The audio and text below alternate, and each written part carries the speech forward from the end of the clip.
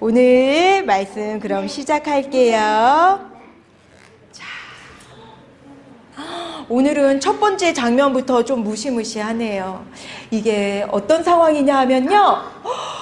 애굽에서 이제 요셉이 얼마나 훌륭하게 총리를 했는지 기억하지 못하는, 요셉이 다 죽고 요셉의 형제들도 다 죽은 다음에 이스라엘 자손들은 여전히 애굽에서 살고 있었어요. 근데 애굽에서 이스라엘 자손들이 너무너무 번창하고 수가 점점 많아지고 하나님의 복을 받아서 강성해지니까 애굽의 왕을 뭐라고 한다 그랬죠? 바로. 애굽의 왕 바로. 요셉을 알지 못하는 왕이 이제 애굽을 다스리면서 이스라엘 사람들이 애굽에서 너무 많아지니까 바로가 위협을 느껴서, 이러다가 우리 애굽 사람들보다 이스라엘 사람들이 더 많아지겠다. 그리고 너무너무 위협을 느껴서 아주 끔찍한 명령을 내렸어요. 무슨 명령이냐 하면 바로 이스라엘의 남자 아기가 태어나면 나일강에 던져버려서 아기를 죽여라. 남자아이는 아무도 살아남지 못하게 남자아기를 죽여라 하고 이 바로 왕이 아주 끔찍한 명령을 내렸어요. 근데 그때 이스라엘의 레위 자손 가운데 한 아들이 태어난 거예요. 근데 그 아기를 보고 부모님은 도저히 강물에 던져서 죽일 수가 없었어요. 그래서 왕의 명령이 있었지만 왕 몰래 3개월 동안이나 집안에 숨겨서 키웠어요. 근데 아기가 점점 크면 목소리가 어떻게 될까요? 목소리가 점점 커져서 우는 소리도 너무너무 커지는 거예요. 그래서 더 이상 아기를 집안에 숨겨서 키울 수가 없게 되었어요. 그래서 할 수 없이 이 아기의 엄마는 갈대 상자를 가지고 와서 그 상자에 물이 새지 않게 나무진과 역청으로, 끈적끈적한 나무진과 역청으로 상자에 다 골고루 발라서 물이 새지 않도록 한 다음에 그 상자에, 갈대 상자에 아기를 집어넣었어요. 어떻게 하려는 걸까요? 어떻게 하려는 걸까?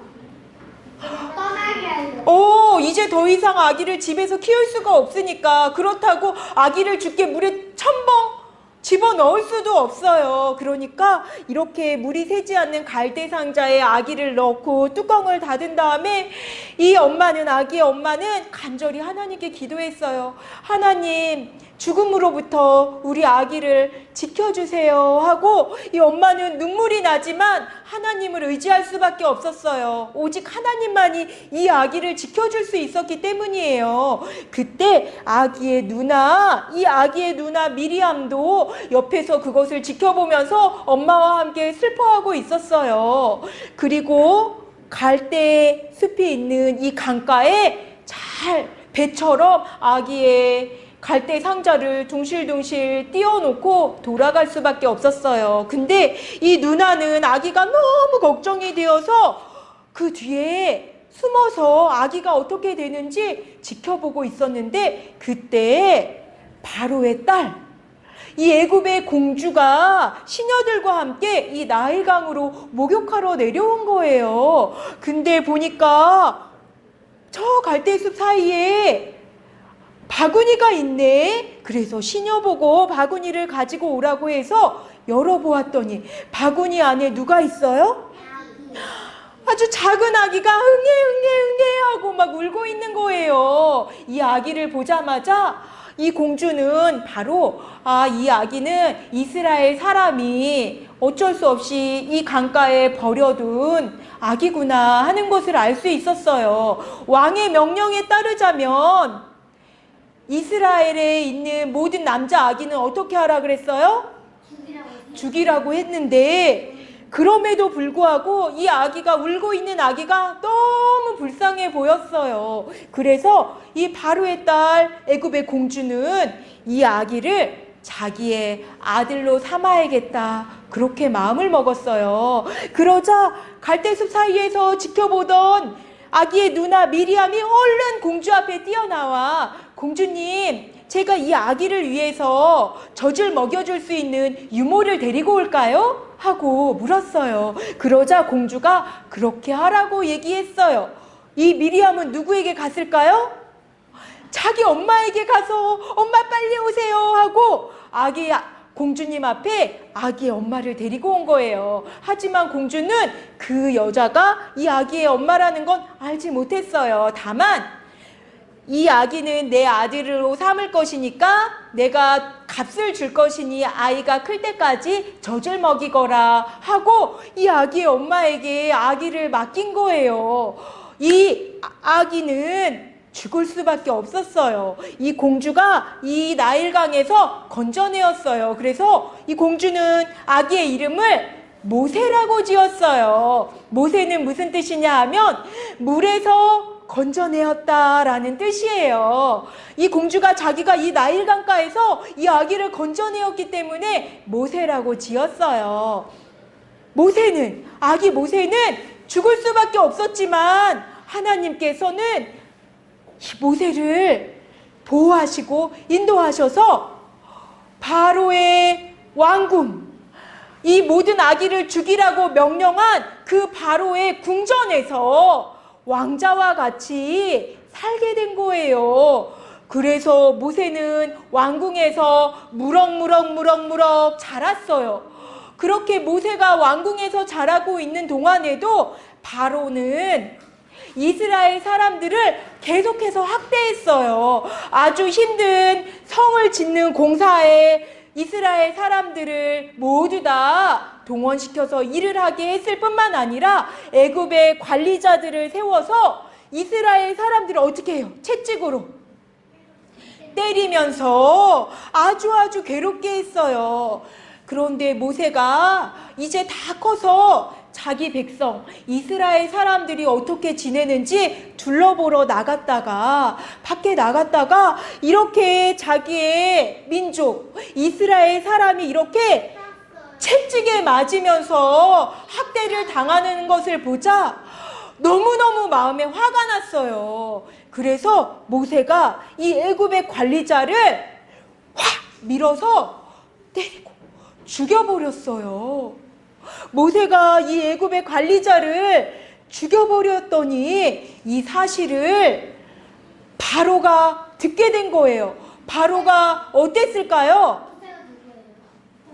여기에 모세는 없어요. 모세가 이 사람을 이렇게 괴롭히는 사람을 보고 모세가 죽이자 바로가 그 사실을 듣고 모세를 당장 잡아오거라. 내가 세운 관리자를 죽이다니. 그리고 바로가 너무 화가 나서 모세를 찾아와서 죽이려고 했어요. 그러자 모세는 너무 겁이 나서 왕궁에서 도망갔어요. 아주 멀리 어디까지 도망갔냐 하면 미디안 땅이라는 곳에 가서 양을 지키는 양치기가 되었어요. 왕궁에서 왕자와 같이 지내던 모세가 이제는 왕궁에서 아주 멀리 떨어진 미디안 땅에 가서 양을 지키는 양치기가 되었는데 하루는 멀리 산 위에를 보니까 여기 떨기나무가 있는데 떨기나무가 지금 어떠고 있어요? 불이 타고. 맞아요.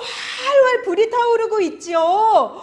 그러면 나무에 불이 붙으면 나무가 어떻게 될까요?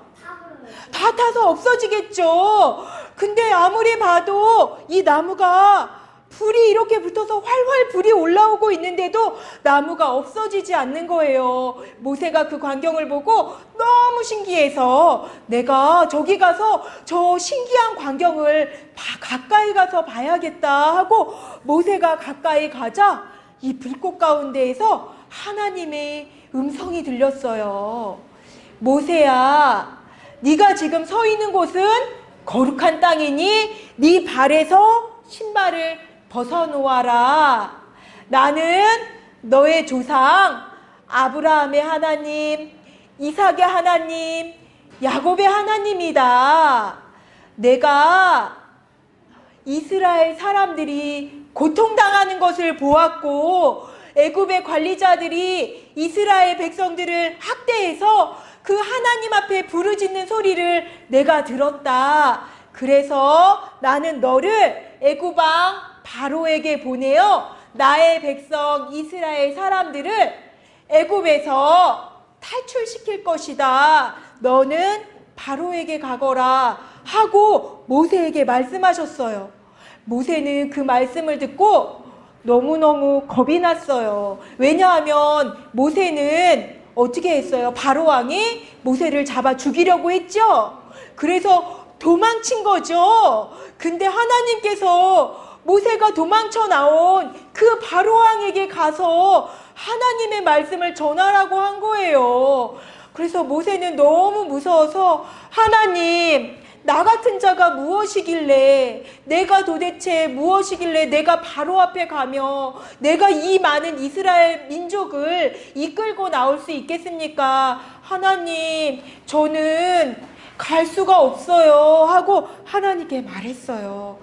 그러자 하나님께서는 모세야, 내가 너와 함께 할 것이라는 것을 기억하여라 하고 말씀했어요. 하지만 하나님이 그렇게 말씀하셨지만 모세는 아직도 하나님 앞에 순종할 준비가 되어 있지 않았어요. 왜냐하면 바로 앞에 가는 것은 너무 두려운 일이었기 때문이에요.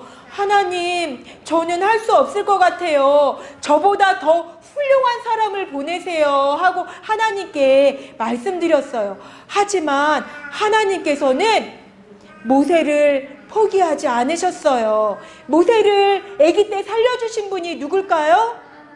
맞아요.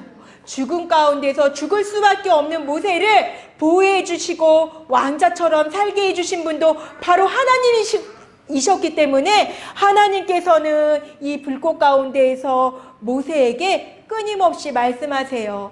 네가 가거라 하고 하나님께서는 믿음이 생기지 않는 모세를 위해서 하나님께서 아주 놀라운 기적을 베풀어 주셨어요. 어떤 일이냐 하면 모세야, 네 지팡이, 네 손에 있는 지팡이를 땅에 던져보거라. 그래서 모세가 지팡이를 땅에 던졌더니 어떻게 되었어요? 지팡이가 뱀으로 변한 거예요. 순식간에. 모세는 너무너무 놀랐지만 하나님께서 다시 말씀하셔요. 모세야, 뱀의 꼬리를 잡거라.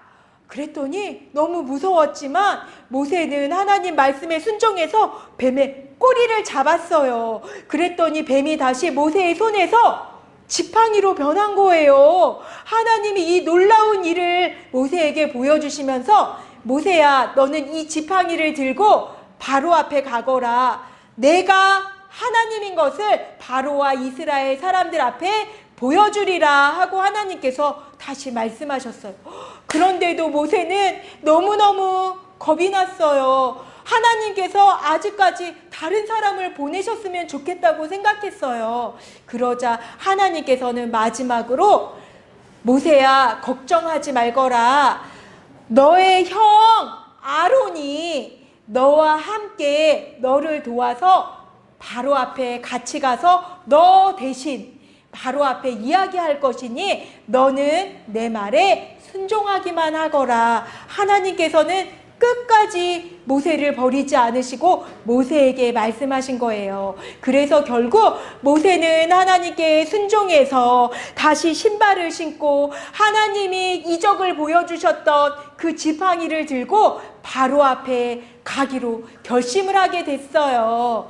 그래서 오늘은 모세 1탄이에요. 오늘 이야기는 여기까지인데 다음에 모세 2탄 이야기가 남았어요. 그러니까 오늘 이 이야기를 잘 기억해야겠죠? 오늘 이야기를 잊어버리면 다음에 이어서 들어도 무슨 내용인지 모르겠죠? 그러니까 우리 친구들 오늘 모세 1탄 이야기를 잘 기억하고 오늘 이렇게 죽음 가운데서 살려주셨을 뿐만 아니라 끝까지 모세를 포기하지 않고 모세를 통해서 하나님의 큰 일을 이루실 것을 모세에게 말씀하신 우리 하나님을 믿으며 모세처럼 하나님 앞에 순종함으로 나아갈 수 있는 우리 모든 친구들이 되시기 바랍니다. 우리 기도하겠습니다. 아니